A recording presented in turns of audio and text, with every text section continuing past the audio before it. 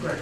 Hello, can you hear me? Everything working? Great. Well, welcome to this first panel of the Croatia Forum. My name is Tim Judah. I'm the correspondent for this region for The Economist and have been for many years now. And well, first of all, thank you very much for coming. Welcome. And I would like just to tell you at this stage, I'm going to remind you later on, but just in case you haven't seen, we're very honoured to be, after this panel, to be hearing a view from China, which we don't quite hear it so often in this region, so that's going to be very interesting, from Ms. Fu Ying, the chairperson of the Foreign Affairs Committee of the National People's Congress. We've got a lot to get through, and as you can see, we've got a rather big panel, so I won't speak for long. I just wanted to throw out a couple of thoughts. When it comes to integration, and I'm using that word pointedly, I'm not saying EU integration, I'm saying integration, in a way it's kind of the best and the worst of times. At a regional level, I think that reintegration of this region has never been at a better stage.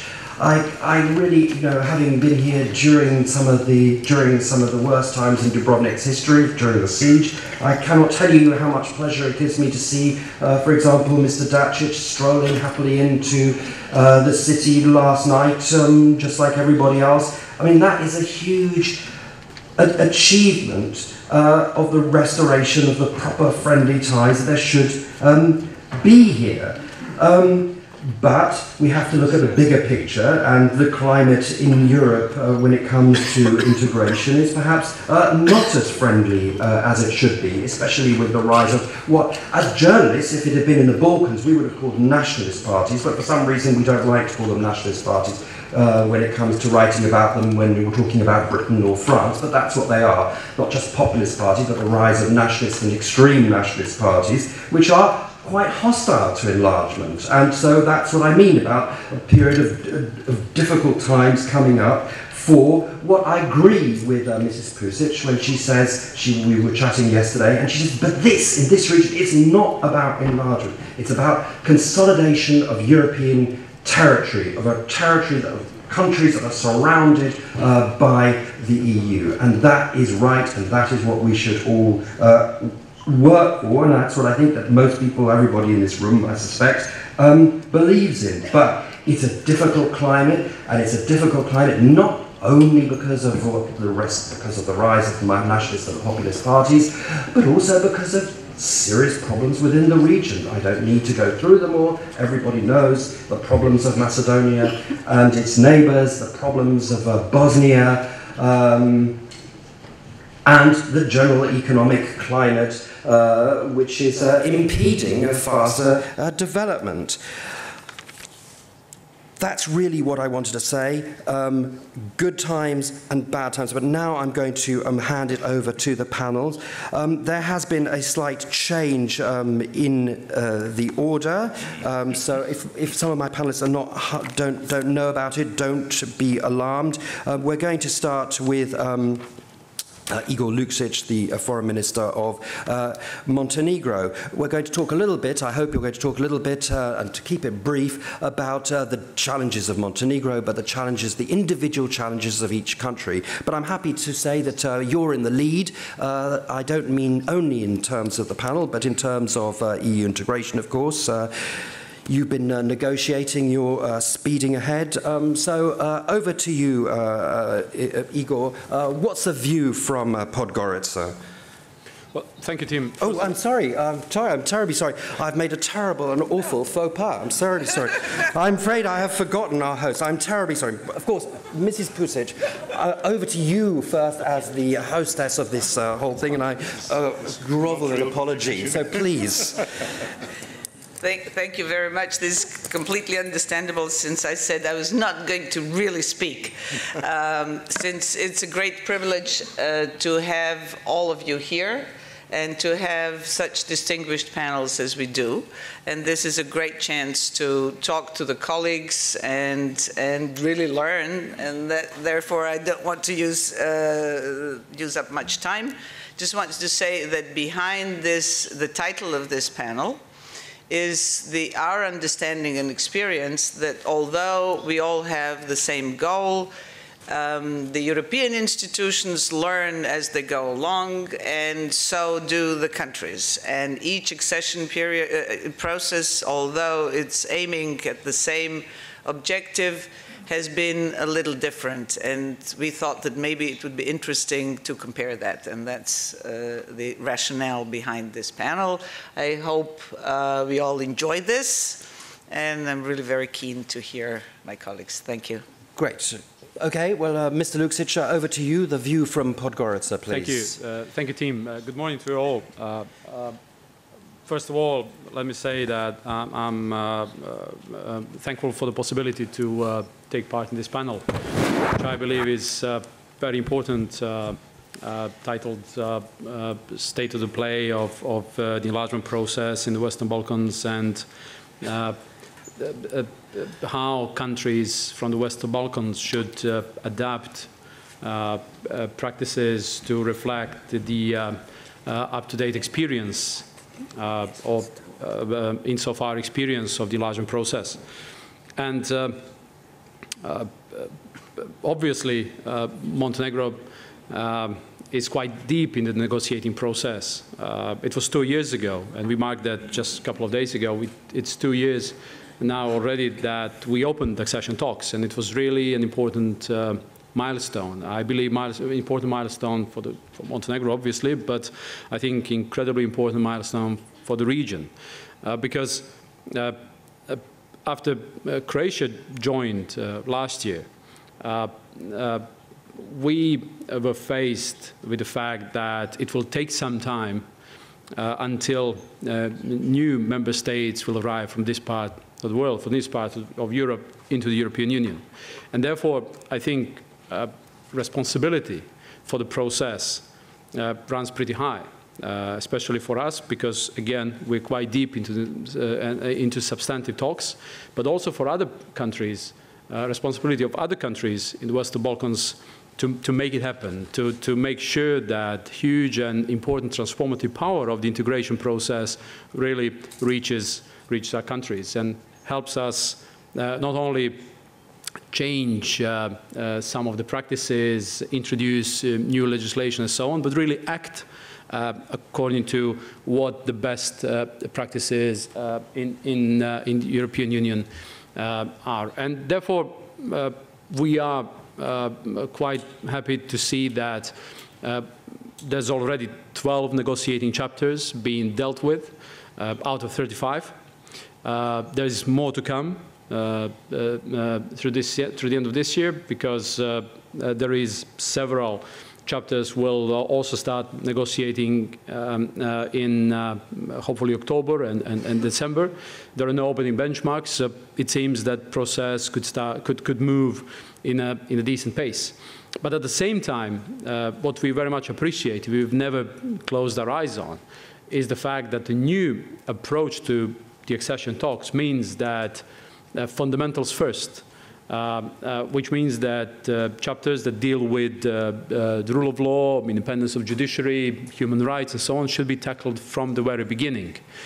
And therefore, last year in December, we managed to open accession talks in those two chapters, against the fact that we managed to produce high-quality action plans together with European experts to cover these fields.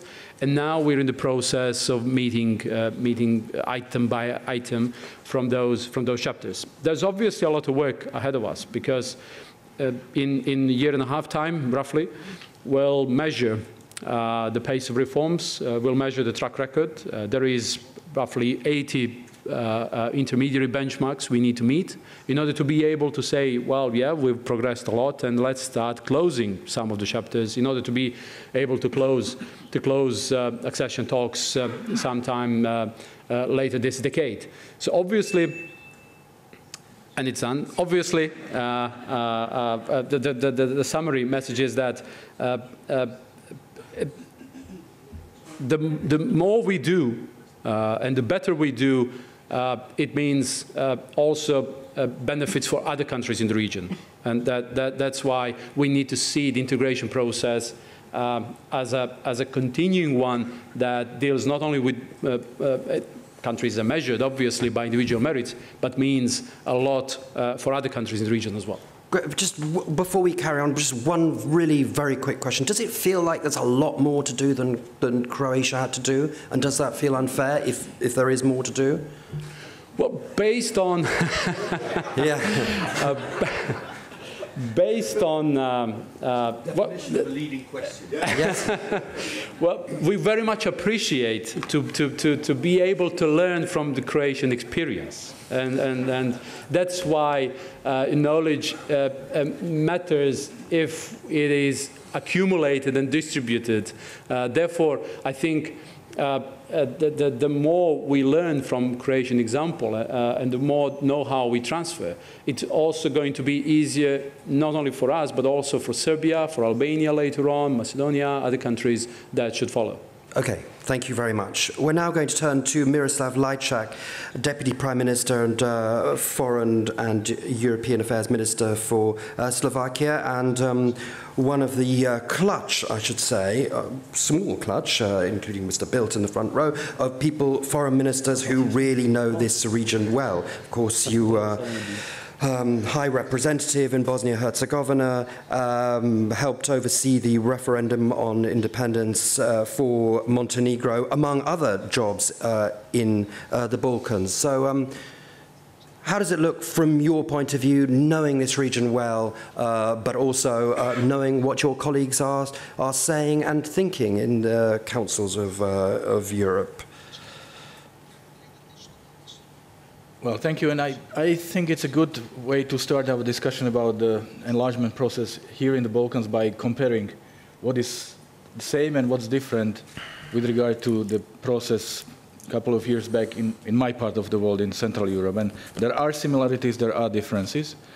So what has not changed? What has not changed is that EU enlargement is still probably the most successful EU policy, and it will not be completed without the whole of the Balkans joining the European Union. Second, and that's probably the most important, it's a political process. It's about the will to join the community of values which the European Union is, and it's about the strength and readiness to undertake all the necessary reforms to achieve that. Sometimes we look at this process, and I must say from both sides, as too technocratic. It's about benchmarks, it's about these or that technical criteria. Let's not forget that it's really a profound political process. It's about transforming the societies. It's about building the European Union in your countries. What has not changed is that the homework must be done at home. European Union is not forcing anyone to do anything. European Union is here to help you to achieve your goal. And what has not changed is that of course, the membership in the European Union is attractive and relevant because it makes your voice heard. It gives you a political weight which far exceeds your geographical or geopolitical location. It gives you a place at the table and not on the menu. It's no longer about you without you. And of course, it helps you to build a modern state and modern society. What is different? Well, then, enthusiasm is missing, and I would again say on both sides.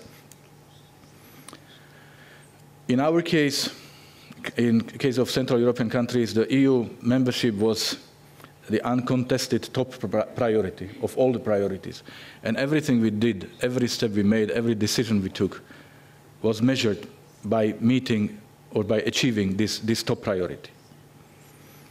And I'm not sure whether or to what extent this is the case now, here and now. What's different? European Union is different. Of course, after the Lisbon Treaty, after the financial crisis, after the Ukrainian crisis, European Union is changing. It's becoming more complex, and therefore also the accession criteria are becoming more complex. And this is not the reason to complain. This is a challenge to meet. And also the geopolitical context is different, because the good thing about this region is that the strategic choices have been made, basically, with one or two exceptions. But we do not face these big strategic dilemmas when we speak about the Balkans. We know where the region is and where it wants to go. So, and logically, the attention of the international community has shifted to other regions, mostly to the east and to the Middle East. What are the remaining challenges? I still see some bits of a vicious circle. If you get less attention from the European Union and from Brussels, from the capitals, you start losing your firm belief into the tangibility of your membership. That leads to less effort, and that leads to less progress in the integration process. So the fact is that the membership perspective must be visible, must be viable, must be tangible. Second, yes, we know there is no enlargement fatigue, but we also know that there is no enlargement enthusiasm in the European Union. There is also contrast between strong engagement and commitment in some countries of the region and stagnation in other parts of the very same region. There is sometimes a gap between the verbal commitments, written documents, and the reality and the actions on the ground. And this top priority, which is formally there, is sometimes being marginalized or disappears in the multitude of other priorities and of daily business. So there must be no difference between daily business and this strategic goal. It must be the same. What needs to be done? First, the constant approximation, not only to the acquis, but to EU values, to the European Union mentality, policies, and yes, to the EU statements. And this process must be locally owned. Second, my recommendations to the countries which are part of the process: make yourself relevant and visible. Be positively assertive by meeting the criteria, by making reforms, by being active, by being engaged. And there are positive examples that it is possible, and the moment you do it, it is noticed by the European Union and you get rewarded. Regatta principle was something that worked very well in our case. First, it gave us the possibility to compare where we stand with regard to our neighbors. And second, which is equally important, it was clear that the set of the rules is the same for each and every country in the process. Here, the level of progress is slightly different, but sometimes it also looks like there are specific sets of rules for different countries. So we cannot push decentralization in one country and centralization in another country, and both in the name of European integration. So it's really important that the rules are clear and similar to everybody. And my final point is the importance of regional cooperation. I'm pleased to see huge progress that has been achieved. It's incredible when we look just 5 years ago, let alone 10 years ago.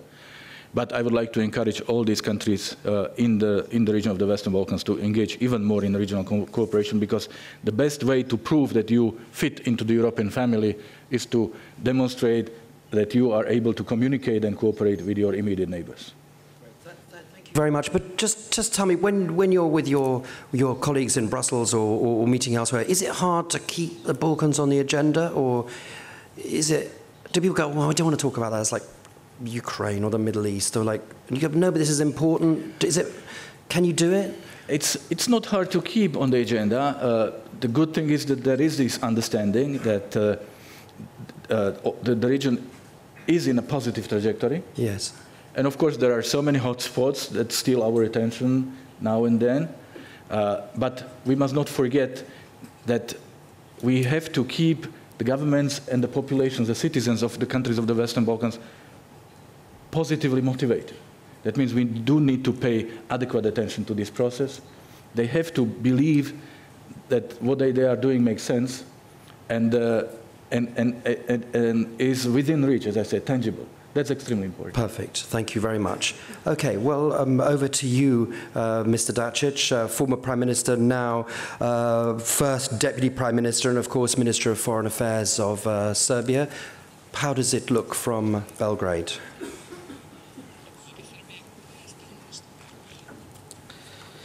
Pa pre svega želim da izrazim zadovoljstvo što se nalazim ovdje u Dubrovniku, kao što je i tim rekao.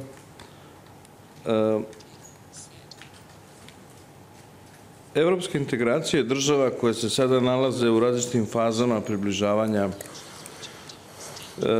imaju sasvim drugi karakter u odnosu na države koje su ranije pristupile Uniji. Tu je jedan sasvim novi pristup Evropske unije. On se odnosi pre svega na, što na početku predviđa otvaranje najtežih poglavlja 23 i 24, što nije bio slučaj u drugim primjerima. A u slučaju Srbije u pitanju je i poglavlje 35. Ja mislim da je poglavlje 35 poglavlje koje je svakoj od država bilo najlakše.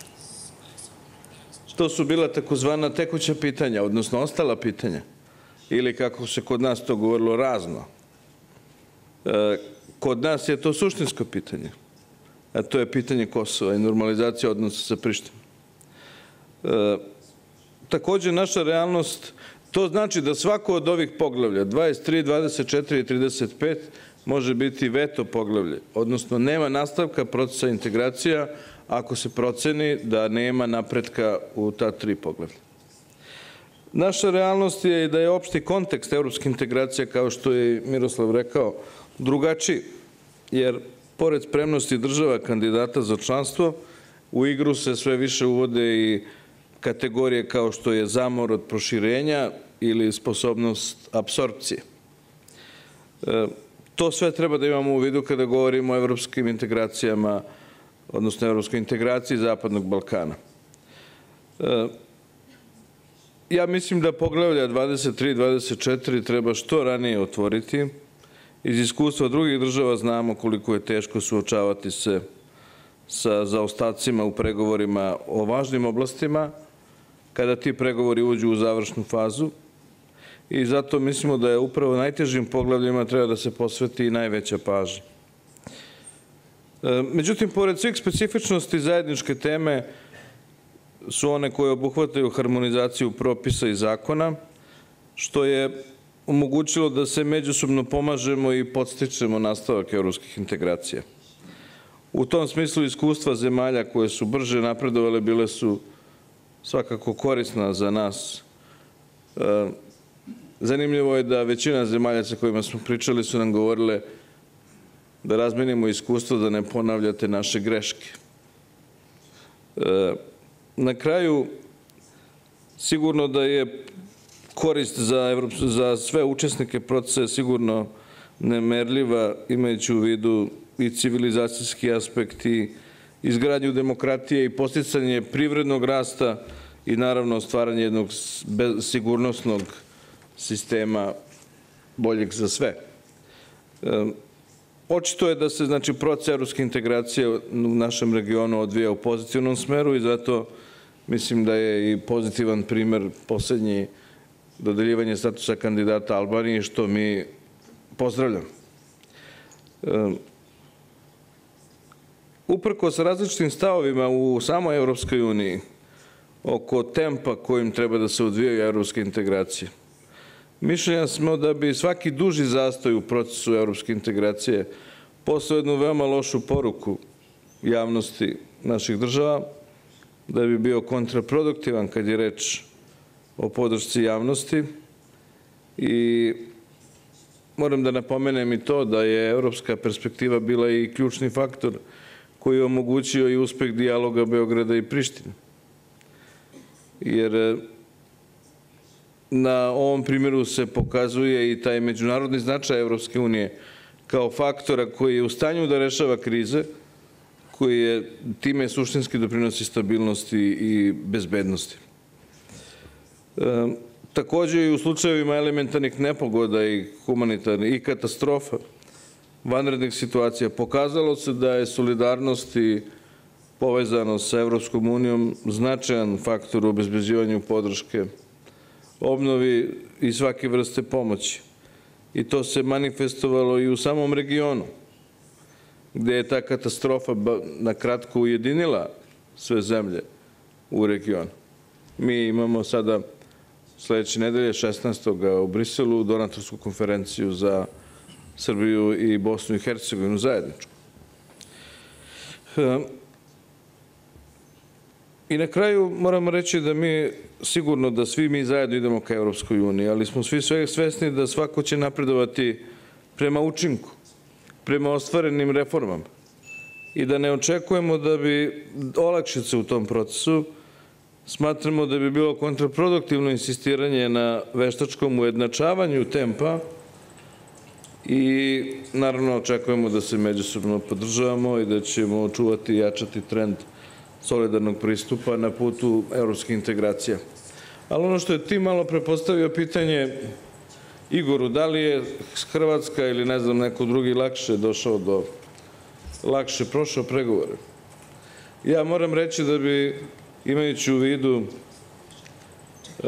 sve ovo i moje iskustvo od nekih 20 i više godina, mislim da bi bilo korisno za sve zemlje članice Europske unije da se uvedu takozvani, kako mi to govorimo, redovni sistematski pregledi stanja u različitim oblastima na svakih 10 godina. Ja sam siguran da neke od zemalja Europske unije verovatno ne bi prošle sadašnju fazu pregovora koju ove zemlje koje mi danas prolazimo. Možda i zbog toga što su oni imali privilegiju da su osnivači. Ali baš zato molim vas koji dolazite iz Brisela, ovo nije eksperimentalno telo.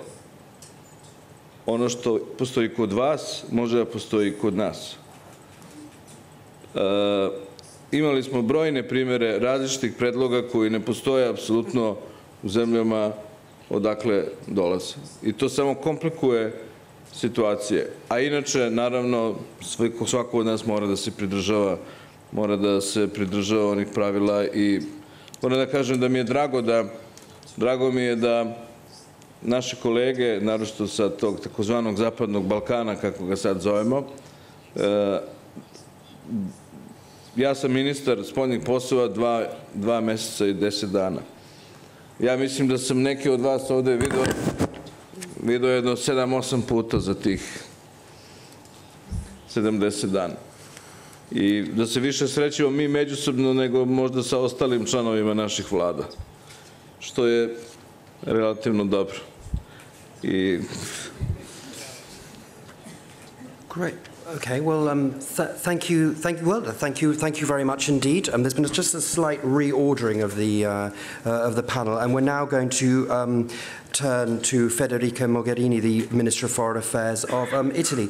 Instead of coming back to you, Mr. Dacic, with a supplementary question, I'm actually going to transfer that minute, so to speak, to Mrs. Mogherini and say, well, do you think that's a good idea? Do you think Italy should have a health test and all the other member states should have a health test? You're not obliged to answer that, but here's a chance if you want to answer it. I don't think it would be a welcomed idea, but we can discuss that to propose that there is a new commissioner for health check of the member states. Okay. We can think of that. Okay. No, but I agree on the fact that we need to overcome completely any kind of paternalistic approach or even the wording we're using and the viewpoint.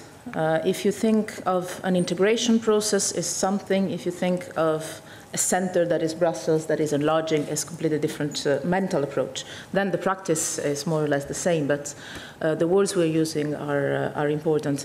And also the idea that there are some homeworks to be done, that is valid for the accession countries and for the member states. And someone judging if the homeworks are done properly or not, and then you get votes or marks or rewards, I think is a way of understanding the European Union functioning and model and even vision that might be useful to renew or to change a little bit, because I think that is also part of the European fatigue that not only is there towards the enlargement process, but also on the EU itself in some of our member states. We have to be aware of that there is a EU crisis in the EU, not only on the new EU member states coming up. And I think that if we want to tackle this, we have to rethink the way we work together as member states and as possible member states, getting a little bit more of a integrated approach rather than an intergovernmental approach. But this would lead us somewhere else, I guess. I think that you were very right when you pointed out the fact that we have to tackle one issue at home. We do have our own works to do on the EU integration of the Western Balkans, which is making clear to our parliament, to our public opinions, that there is a strong link between the fact that the integration in the region, in the Western Balkans, is a value and is an interest for all of us, and not to pretend that this is not linked to the EU perspective. I believe, but I'm ready to discuss it, that if the integration in the region is working more and more, that is because there is the perspective of EU integration.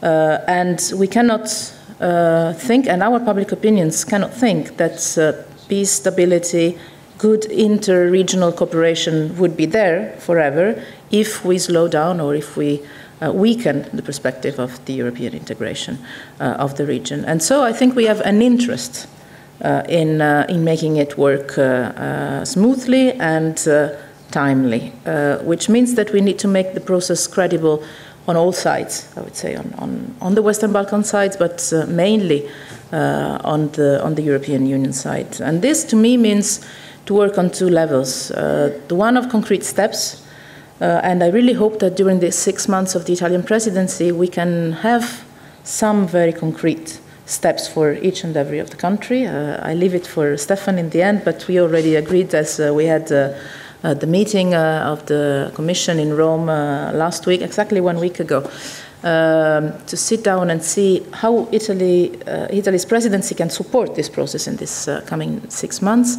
And so keeping the process going with very tangible steps, and on the other side, keeping the vision, which to us is that the European Union is just not a club you get into, paying a membership fee or doing your homeworks, but it's a process of common stability that we have to work together on, and that if we want to make it function, both from the point of view of the member states already in or the future member states, we need also to put some new thinking in it. It's true that the climate within the European Union might be slightly difficult at the moment, but we've had a little bit of experience in Italy on populist movements and I wouldn't say maybe national or nationalistic movements, but anti-system movements quite a lot. And we have experienced that the best way to face these trends is not to follow them, giving a little piece of satisfaction for these arguments, but rather to explain to the public opinion why they are wrong, and going on even more concretely and even more in a convinced way in the direction that they oppose. We need to develop together the arguments explaining why we share an interest in going on this, instead of saying, well, yes, but now it's difficult, so maybe we should be careful. I think we should be careful to give the impression that they might have some arguments that are real. I'm sorry, could you just repeat that? That was quite an important statement. Just repeat that statement again. We should give the impression that instead of saying, we have now, I'll put the names on it, we have now the Front National in France, or we have now whatever movements that might have, I use euphemism, difficulties in accepting the fact that the integration process of the Balkans, not to mention Turkey, is a difficult or negative process. Instead of, I thought I finished my time long ago. Instead of saying, of giving some satisfaction, some bits of elements to keep these movements of idea calm, yes. We should explain to our public opinion why they are wrong. Okay. In a very concrete and open way. Fine. I think. Okay. I'm going to ask you just one other question. The presidency, we've talked about, there are countries obviously going faster, some going slower, and some not really going anywhere. Are there any ideas within the presidency, within your period of presidency, to do anything to try and to break the logjam when it comes to Macedonia and Bosnia-Herzegovina especially? And perhaps I might ask, well, I was accused of asking a leading question before, but I'm a journalist, so I can do that. Imagine, let's think about the next High Representative. Do you think that the next High Representative should take the initiative that came after the success of the Kosovo, the Brussels agreement between Kosovo and Serbia, and now transfer that energy towards Bosnia and Macedonia, perhaps? Can you repeat the question? Let us imagine, I'm just going to shorten it, let us imagine the priorities of the next High Representative. Do you think that the next High Representative should take the baton, so to speak, which was successfully used when it came to Kosovo, Serbia, and now perhaps transfer that energy and success in trying to find a way to move Bosnia and Macedonia, especially? Definitely, yes. Oh, okay, fine. All right, fine. Thank you. I love a short answer. The question was more difficult than the answer. All right. We are now going to turn to Mr. Timmermans, the Minister of Foreign Affairs of the Netherlands. Sometimes your country is perceived in this part of the world as being rather, I would say, not the most enthusiastic towards enlargement, but over to you. Thank you very much. I was just wondering how far you had bumped me down the list for saying that you had a leading question, but just one place, which is, I think, quite justified. Yes, there is enlargement fatigue in the Netherlands. There is Europe fatigue in the Netherlands. And enlargement fatigue is just one element in a very much broader Europe fatigue. And this is linked to fundamental changes in society. This is the first time since the Second World War that people are wondering whether their children will be as well off as they are today, or even better, probably worse off. And if you think that you have more to lose than to gain, you become very conservative in what you want to share. I think this is the fundamental background of the Europe fatigue and enlargement fatigue. And this is intertwined with something that happened to us in the last 5 years, which is that because of the historic enlargement exactly 10 years ago, which indeed is the biggest success of Europe ever, all our attention was geared towards integrating new member states in the EU family, and we have been extremely successful at that. But during that period of time, we completely neglected a new divide that came about between the North and the South in Europe, in the economic area. And once that became apparent as a consequence of the financial crisis, we had this very, very unfortunate opposition within Europe, which I think is the biggest threat to European integration. Of people in the North thinking, hang on, I have to pay for all sorts of lazy people in the South who retire at 50 and they don't want to work, and people in the South thinking, hang on, we have to have austerity here because there is some idiot in Germany who wants to impose, or in the Netherlands, who wants to impose their view of the world on us, and that's why we suffer, and it's not necessary. I think this is the biggest threat to European integration today. And both are completely wrong, and I will keep on fighting to explain how fundamentally wrong this is to have these images of each other.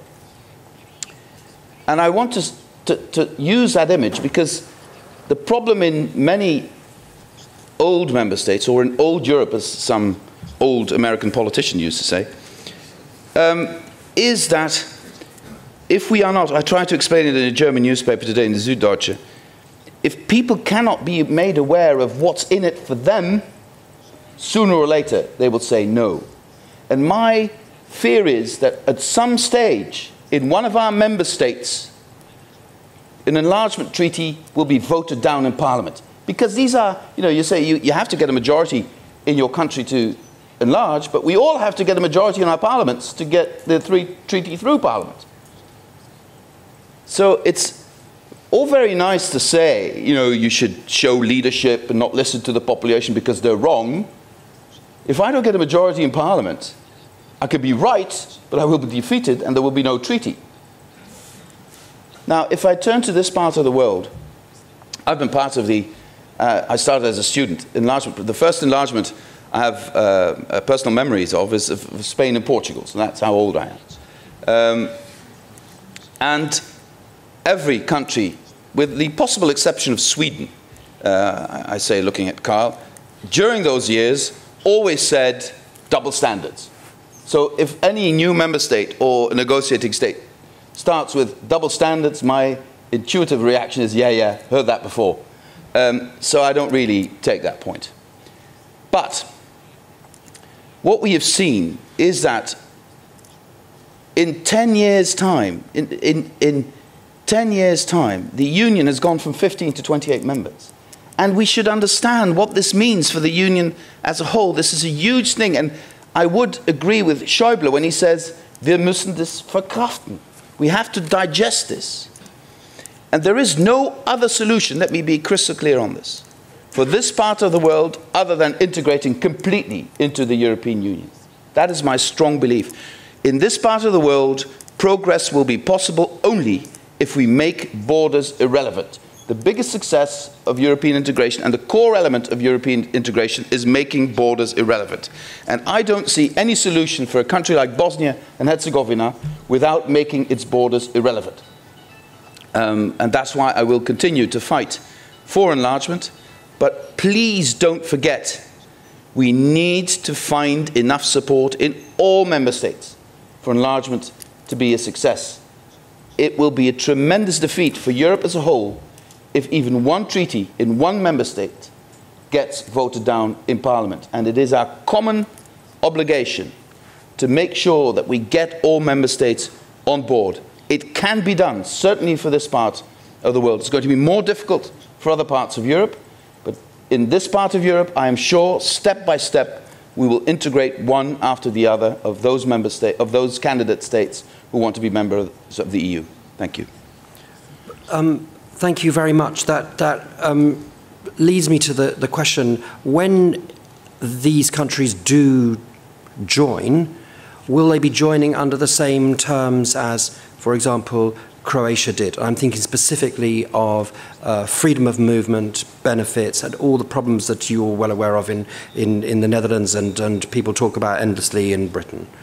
Well, I think if you don't, an enlargement that does not encompass the four freedoms is not an enlargement.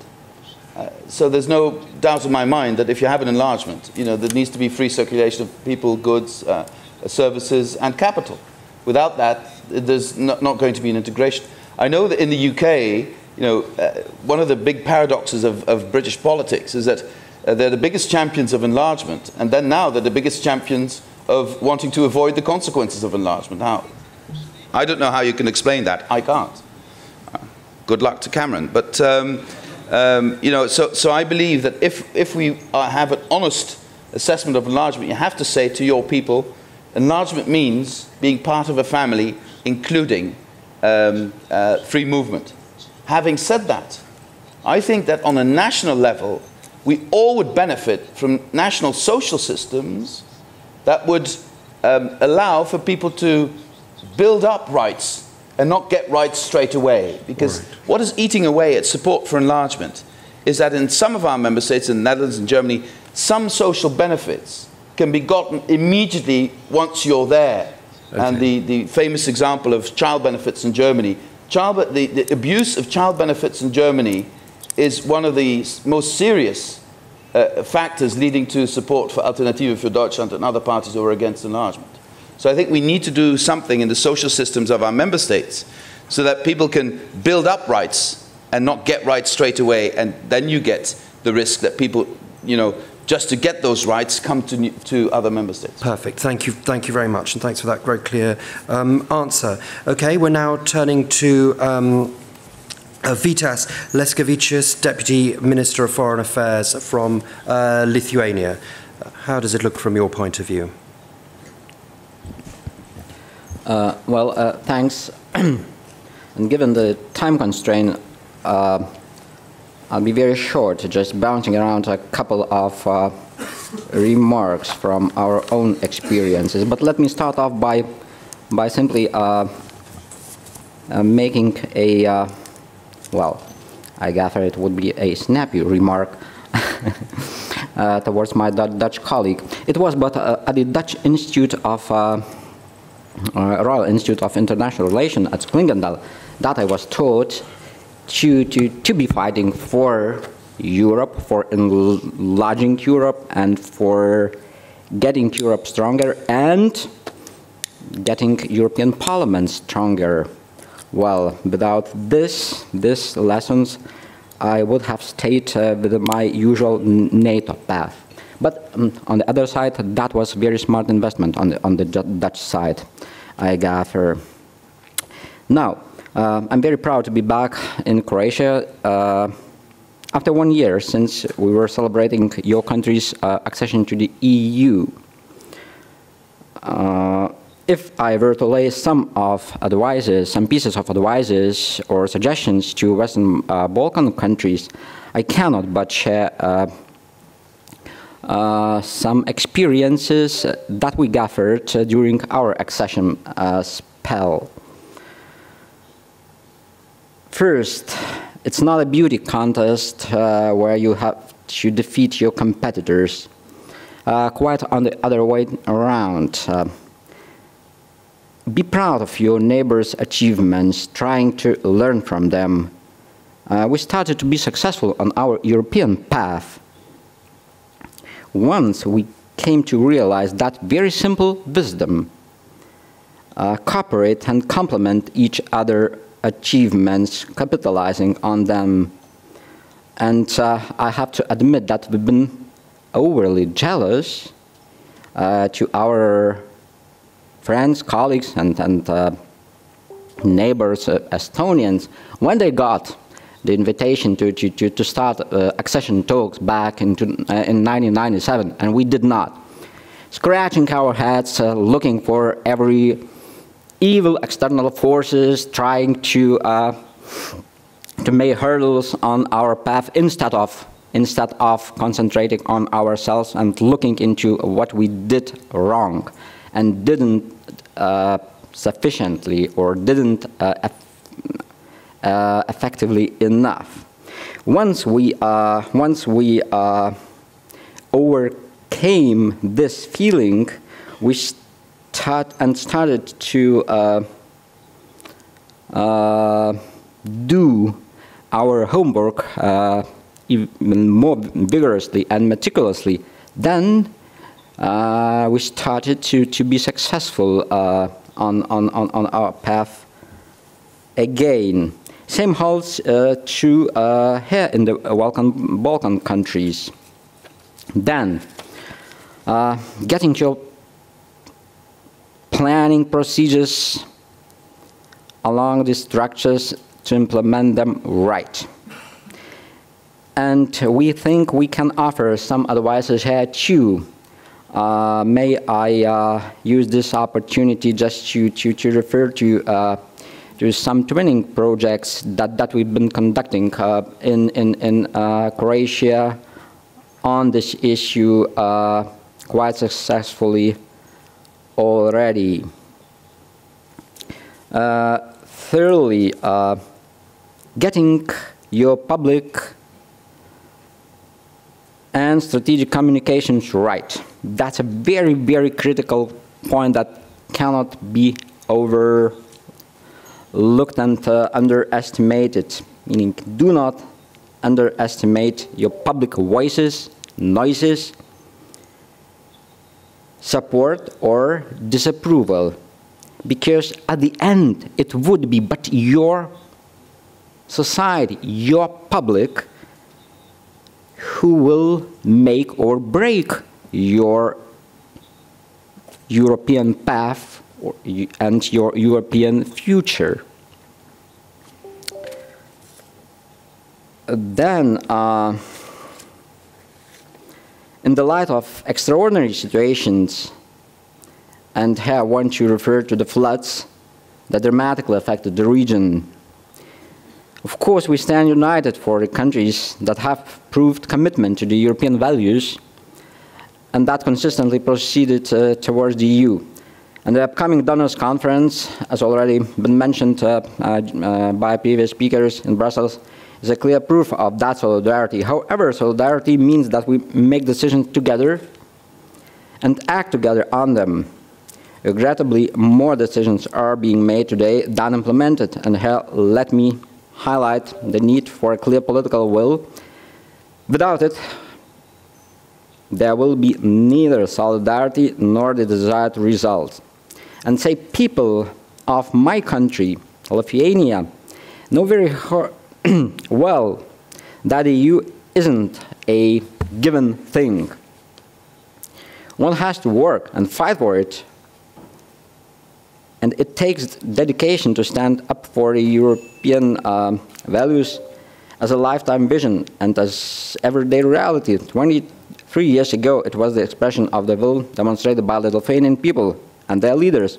Today, we, Europeans, also call for strong political will. A credible growing can open Europe were the catchwords for Lithuania's EU Council presidency. And I do believe that the EU enlargement brings an important value added in each sense. And let me conclude by a vision that all we didn't stop EU enlargement, or as it was well captured yesterday by Minister Mogherini, EU integrating, moving closer to each other, ever and I'm pretty sure that by doing this we are bound for success together. Thank you. Okay, thank you very much. Perhaps I should just take advantage to ask you a quick question. I mean, I assume that from where you sit, when you think about the future of Europe, the Balkans are perhaps not so important, that Ukraine is really the big issue. But when it comes to enlargement from your point of view, from the country that you come from and your neighbours, is it possible to separate the issue of the Western Balkans from the future of Ukraine and Belarus and the others? But I'm thinking especially in Ukraine today, and say, look, Balkans is one thing, they've got this Thessalonica commitment, Ukraine important, but a different kettle of fish, and that will have to be dealt with in a different box, or do they somehow get merged? Is the issue kind of Balkans and Ukraine, especially now, do they sort of overlap, or is there a clear division? And perhaps I think that is the question. It's a sort of question that we used to ask about Turkey. Mm. Does the issue of Turkey and Balkans come together, or no, that's completely separate? Well, thanks for asking this very, very pertinent question. First, let me debunk one of the very persistent myths. I do not know why it's commonly believed that, say, Baltics or Lithuania in particular doesn't care that much about Western Balkans as it does for Ukraine.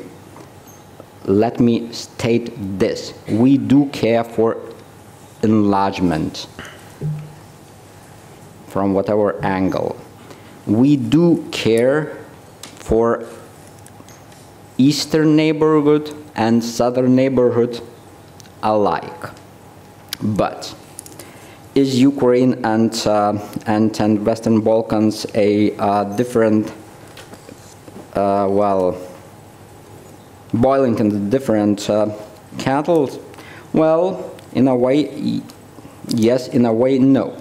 Because, look, Western Balkans are pretty well underway to the EU.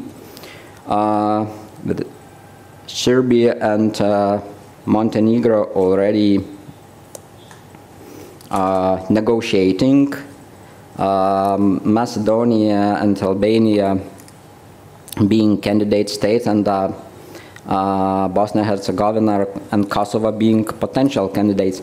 And I do believe, and that's the difference between the well, Western Balkans and Ukraine or other EAP countries, they are still striving to get this European perspective mentioned. And I do think it would be wise to get back to this issue of mentioning the very European perspective for them sooner than later, because it was, and believe that it is my own experience, it was but European perspective that helped us better and deeper and quicker transform our countries. Why not do so with regard to our eastern neighbors? Thank you. Great, thank you very much. Well, now over to Eva Rossier, Deputy Minister and State Secretary, Federal Department for Foreign Affairs from Switzerland. Swiss diplomats have always been extremely engaged in this part of the world, and now you're in a slightly odd situation that you're, well, here talking about the integration of the Western Balkans into the European Union, but you yourself are, of course, negotiating with the European Union, but not about joining. But okay, over to you. Well, thank you, Tim. You're right. I mean, it's our biggest, probably our biggest financial and human engagement so far. And apart from our own relationship with the Union, which I'd rather not dealt with in order not to bother the whole Assembly, I fully agree with everything that has been said. The only engine for a better situation here is the perspective of accession, and our engagement is simply can be reduced to that. We support it. We try to make it complementary, to make it as fast and as quick as possible. Why? For the reason that have been said, as well because you are directly concerned. Look at our football team in Brazil. Look at the names. If we hadn't people like Shaqiri, Semforovic and so on, we probably would have suffered the same fate as England. But I would rather say two or three little things that were not said. Again, I fully agree with all the rest. The first is that the accession criteria are right, but if the people, the populations, do not feel that the situation is getting better, apart from the fact that abstractive criteria have to be fulfilled, if that is not being felt on the ground, and not just by an easier way to get visa to leave the country, but as well by the better situation in the country itself, then that might be different. So the worst danger for me is European indifference among the populations here. And the experience of Ukraine tells us what it means when the population's aspirations have been ignored during 20 years. We know where it might lead to. And that is a challenge not only for the countries, for the Western European countries, for the EU, for Switzerland, but as well for the political elites in the countries here. The population has to feel that things are getting better, even if it's bit by bit, even if it's a slow process, but it has to be felt. And we are very concerned, for instance, in Bosnia and Herzegovina, where we are deeply engaged by the feelings of the population towards that process. My other point would be, apart from all that constitutional reform, regional cooperation, political dialogue, one thing has to be addressed is the dealing with the past. I mean, this continent has still not recovered from the traumatic experience of 1918. So, not to speak about 44, 45, or the beginning of the 90s. And this dealing with the past, we have to confront those ghosts. I know when the first reaction is to look ahead. We want to turn the page, as we say in French. But if we do not confront those ghosts, they will keep on haunting us, and they might come back in the moment, especially, again, if the populations do not feel that the things are on the right track, even if it might take some time. So that would be my most worry. The population in the Western Balkans have to feel day by day, month by month, that the situation is getting better, that their life is getting better, and this is a challenge for everybody, the governments in the region, as well as for us or the European Union. Thank you, Tim. Okay, well, thank you very much indeed. We're now turning, unless I've forgotten anyone, no, we're now turning to Stefan Füle, the European Commissioner for Enlargement and European Neighbourhood Policy. We haven't talked so much about the exact title of the panel. in the sense of similarities and differences, but obviously nobody knows more about that than you. Obviously you're now reaching the end of your term, so I hope that you will tell us similarities, differences, and anything else you want to tell us with no holds barred. So thank you very much, and over to you. Thanks. I think the time has come for us to make a difference when we're talking about Europe and we're talking about European Union.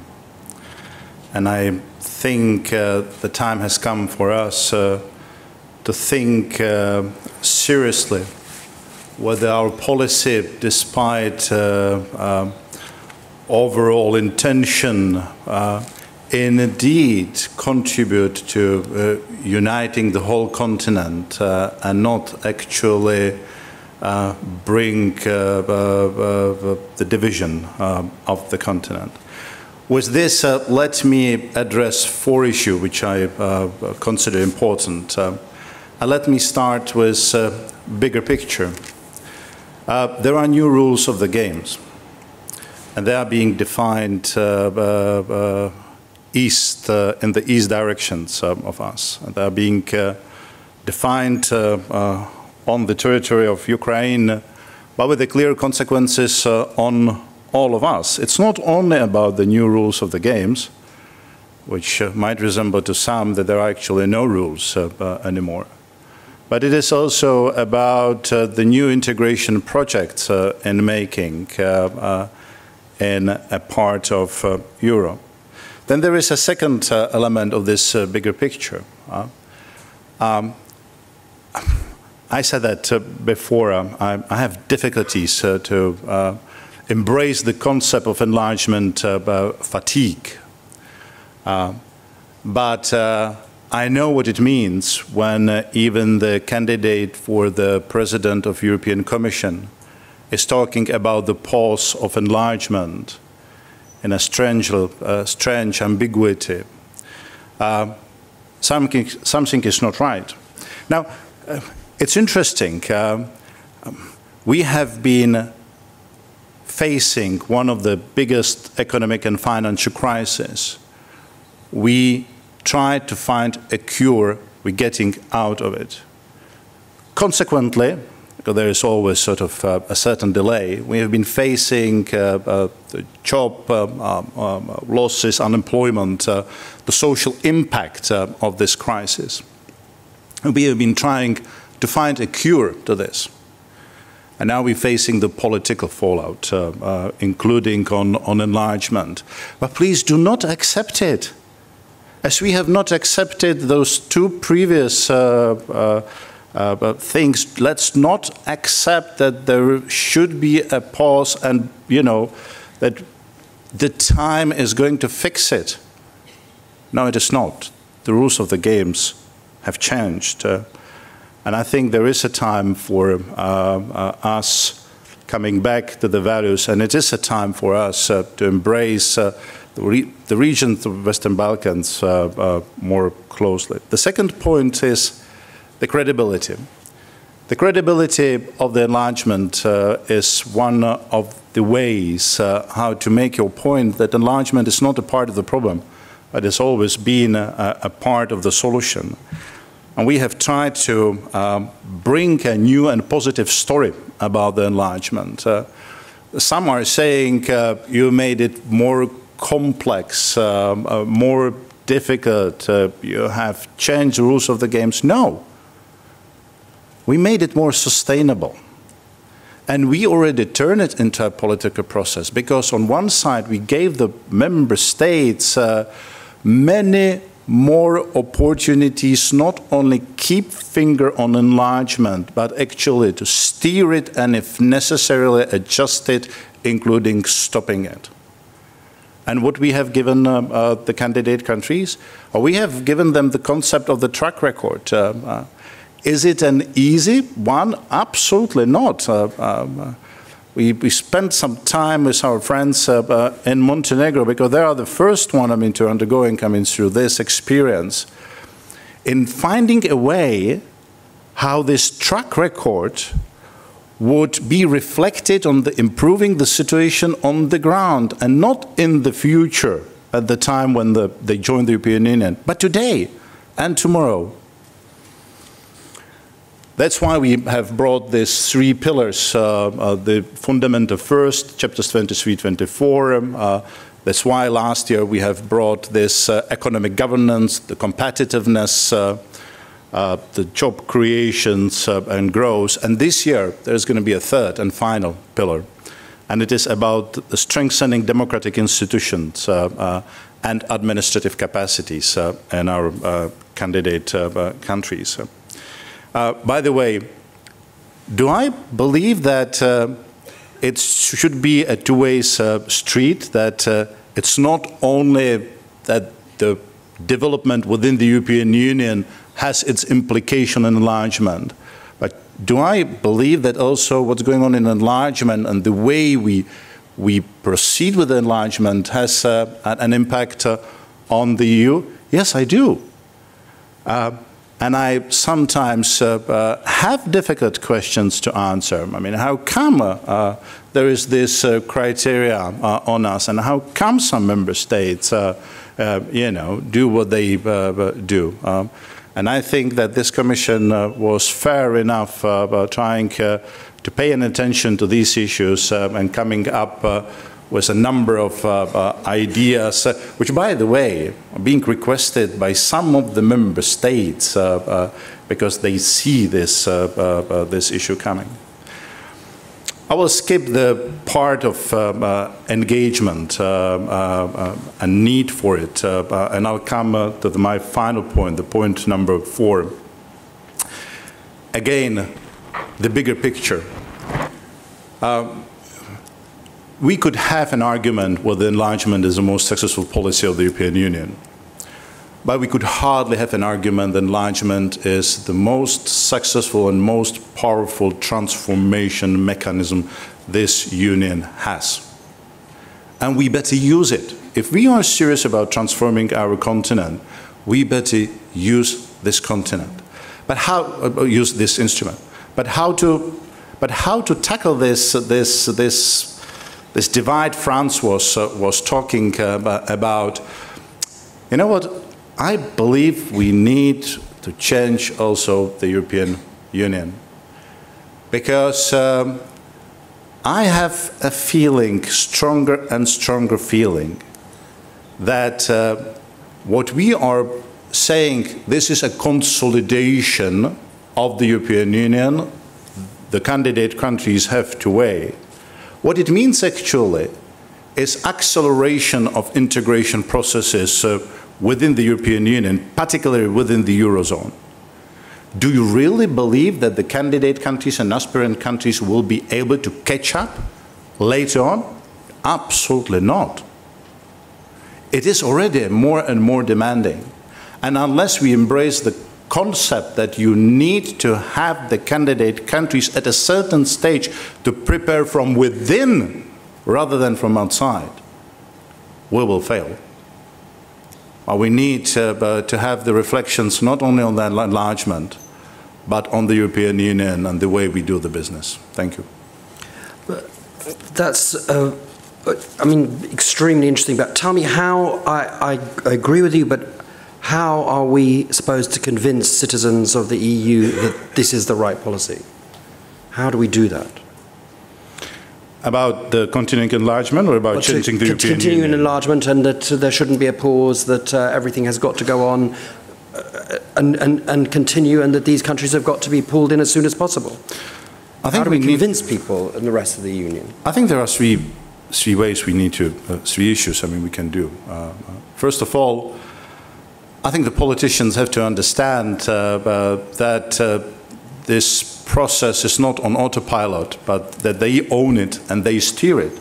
The politicians have their responsibility there. And I'm sorry, I have, in my last 5 years, I have not heard that many politicians in their own member states defending the enlargement. On the contrary, I have heard many actually making the direct or implicit link to the many problems the European Union is facing as being caused by enlargement.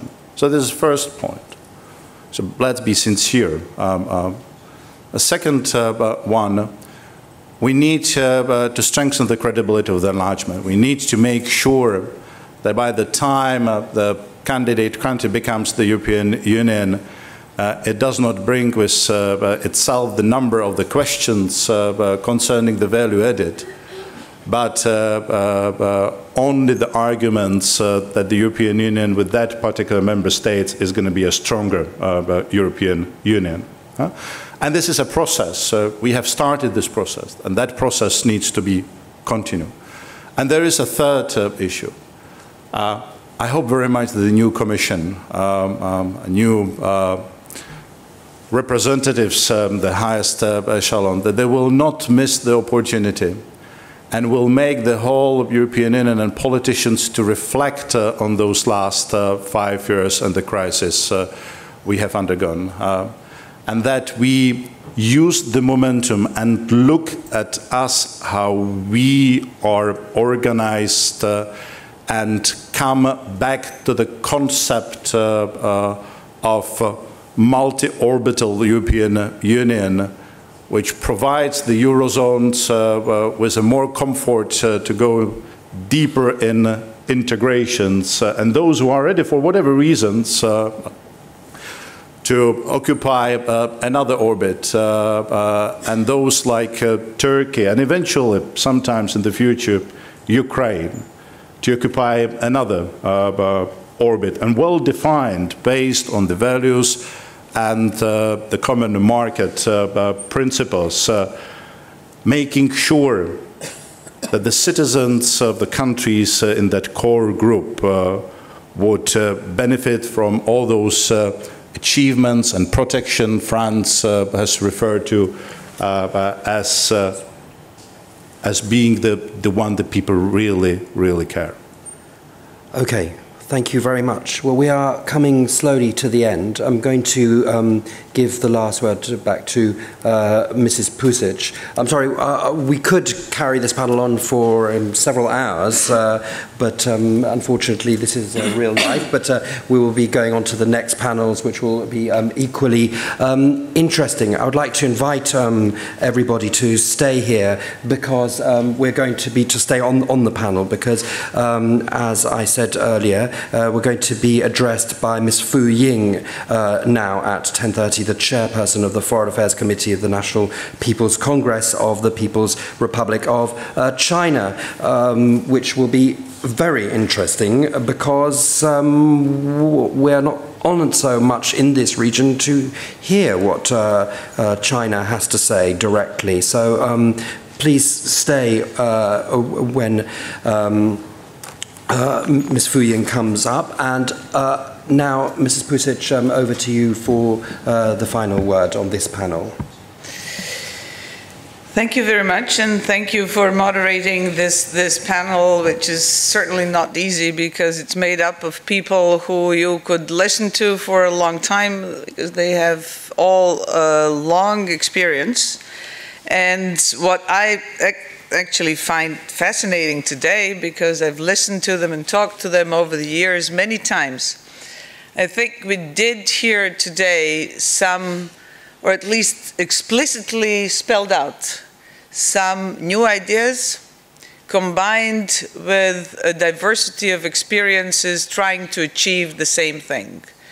And in that sense, trying to face, in a way, we got more than I hoped for, because we got the perspective from the countries that went through the enlargement, but also the other side of the whole picture. And this is the actual feelings and maybe dilemmas, not only in the sense enlargement enthusiasm, enlargement fatigue, but actually how to be successful in it, and maybe also what to rethink within the European Union. And for us here who have, if I may say, even specifically for us in Croatia, who are also the most recent country that joined, and a country that belongs to the Western Balkans, so is very concerned with the European and very enthusiastic about the European future of the Western Balkans. This is a new understanding and obviously also a need to focus on a dual task, creating and maybe changing the atmosphere within the European Union in the sense of what this means and what this adds to the European Union, and at the same time making sure that while we are working together in this region to get closer, actually you cannot focus only on yourself. You have to also focus on how to make yourself palpable for the countries that are already member states, how to make it easier for them to digest us. So thank you. Thank you. Well, thank you very much. On that note, as I say, if everyone just stays there, and Fru Jungts, over to you. Thank you very much.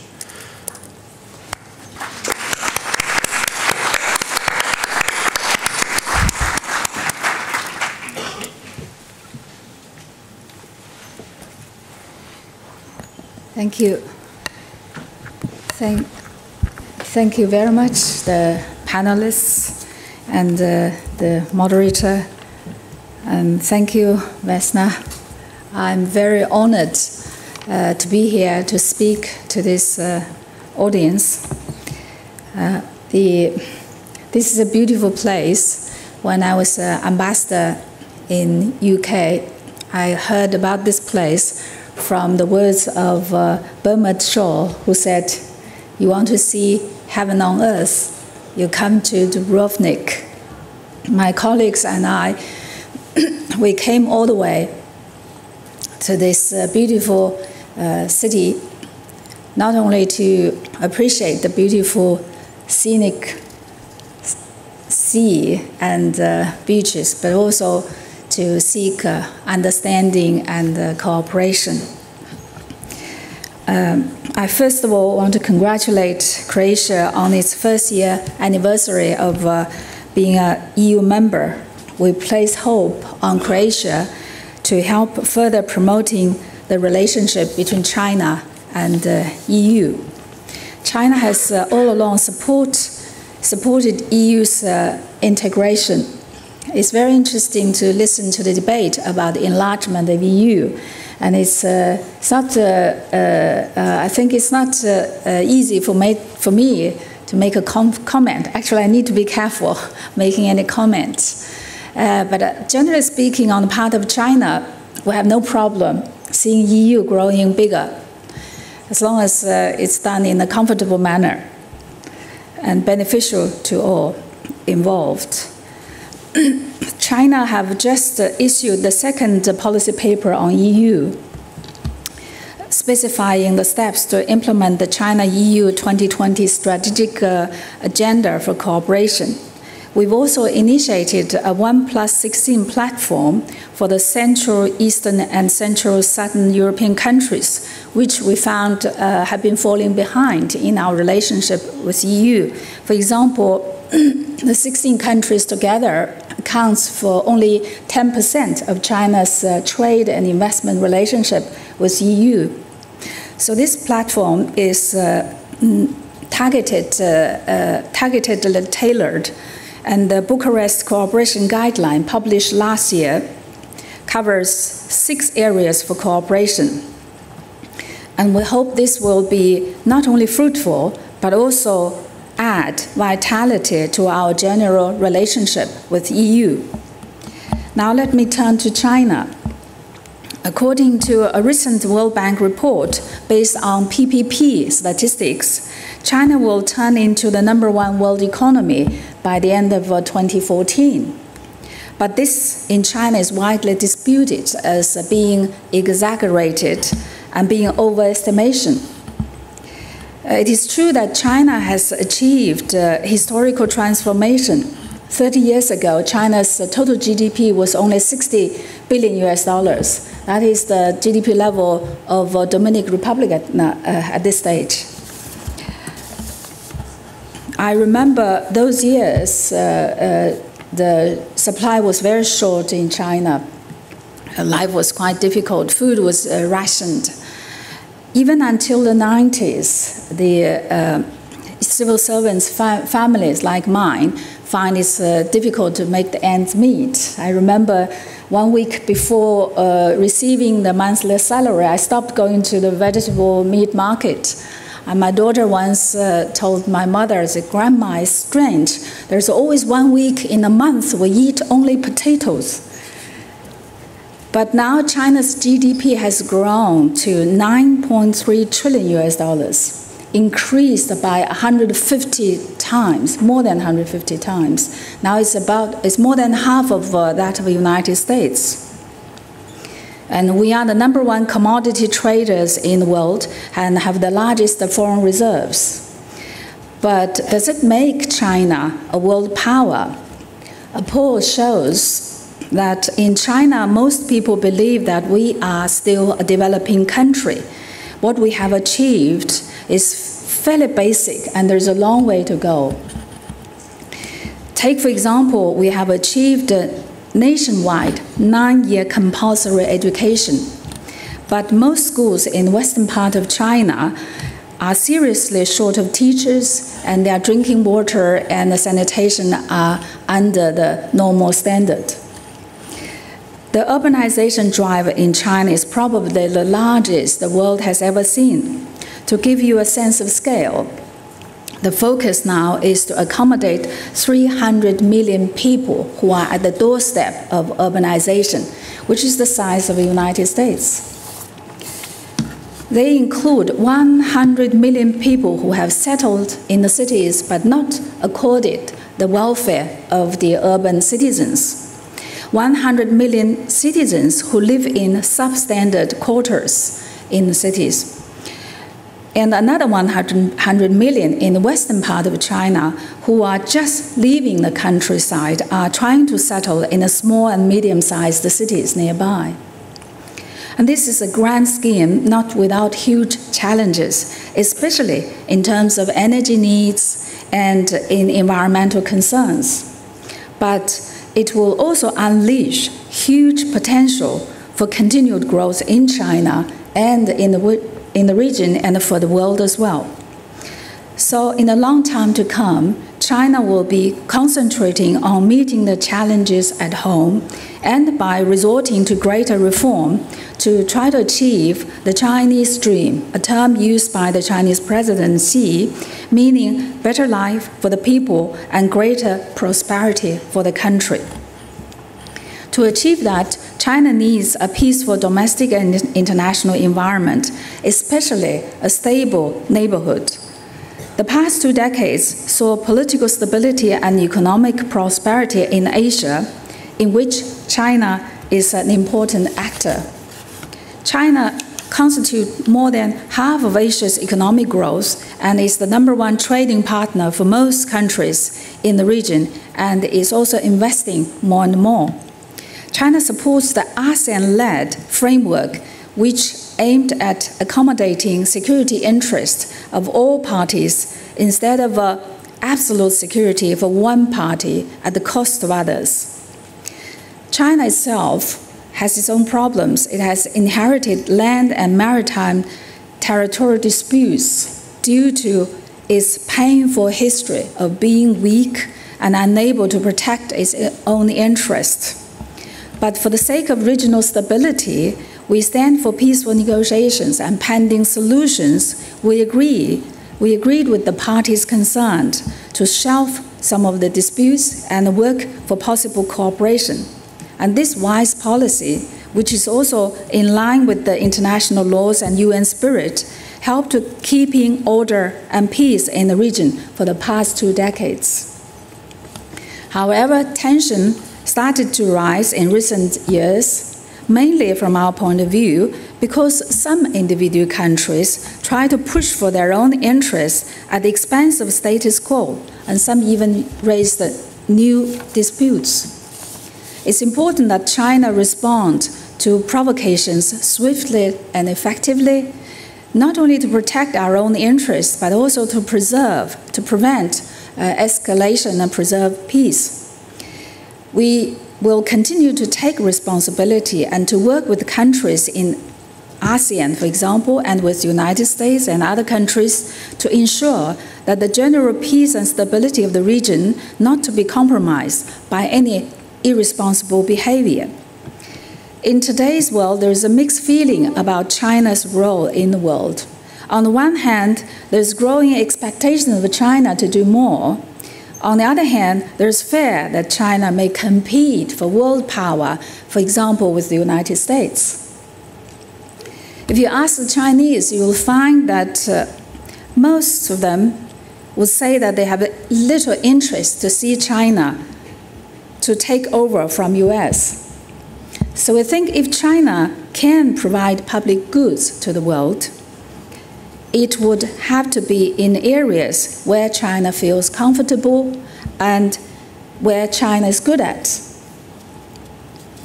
One case to the point is the recent initiative launched by Chinese President Xi Jinping to build a Silk Road economic belt, which is aimed at connecting Asia through the Central Asian countries all the way to Europe. And the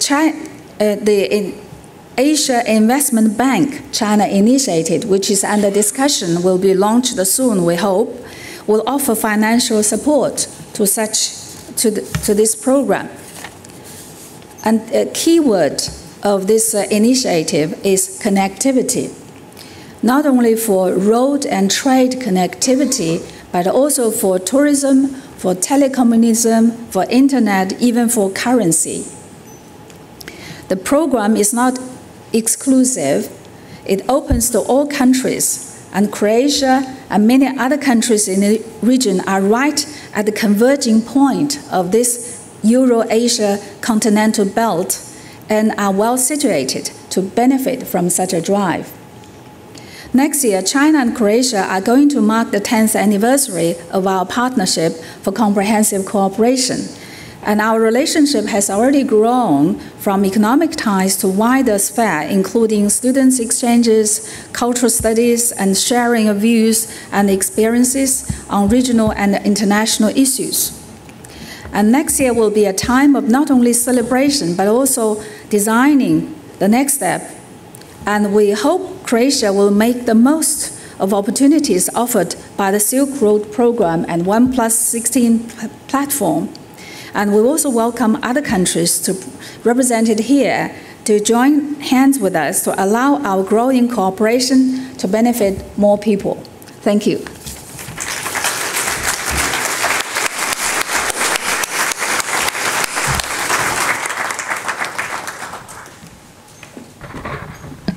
Well, once again, thank you very much indeed. Thank you very much to the panel. And Mrs. Pusic, do you want to have a final word?